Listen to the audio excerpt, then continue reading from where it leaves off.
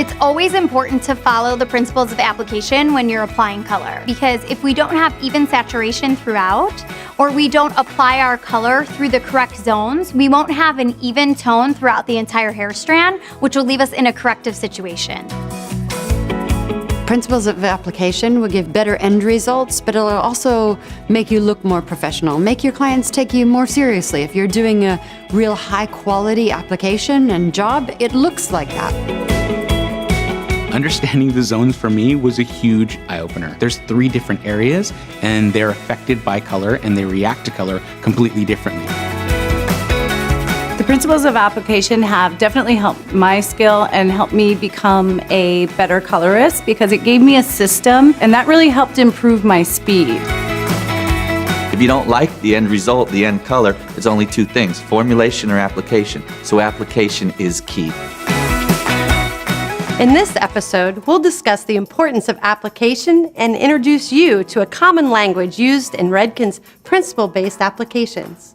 Whether doing a global all-over hair color, a retouch, a custom hand-painted technique, or a creative foil placement, there are principles that we follow to achieve beautiful color results. We also discuss how Redken color gear tools are used to ensure the best application. The basics of color application are really the foundation of every creative color technique. So listen up and watch this next part. It can really make a difference in your color results. Redken principle-based application utilize a common language to create a universal understanding of them. So when we begin the color application, we describe the areas where we apply it with a common language. When we analyze a hair shaft, we realize that the longer the hair, the more texture and condition we have to consider. At Redken, we call each of these areas a zone. The first is Zone 1, the scalp or regrowth area. It is the first 1 inch to 1.5 inch of hair extended from the scalp area. Then we have Zone 2, also known as the mid shaft. Finally, there is Zone 3, the ends. It usually extends past the shoulder and is often the most porous part of the hair. Not everyone has a Zone 3. Clients who have shorter hair usually only have Zone 1 and 2. It is important that we address each and every zone so that we achieve a nice balanced result from scalp to ends. So how do these zones react to hair color? Zone 1 is the newest part of the hair, and it is very supple and soft.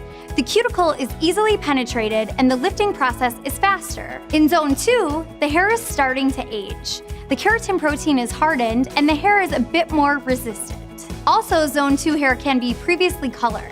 Zone 2 is less predictable, and we usually have to adjust the formulation, product choice, or timing. In Zone 3, if it exists, we usually have overporous hair. It may be necessary to apply pre-treatments as well as adjust your formulation, product choice, or timing. Zones are the first principle that we consider when formulating and choosing our application technique. If we formulate and apply properly according to the zones, the rest should go smoothly, regardless of the head we are working on.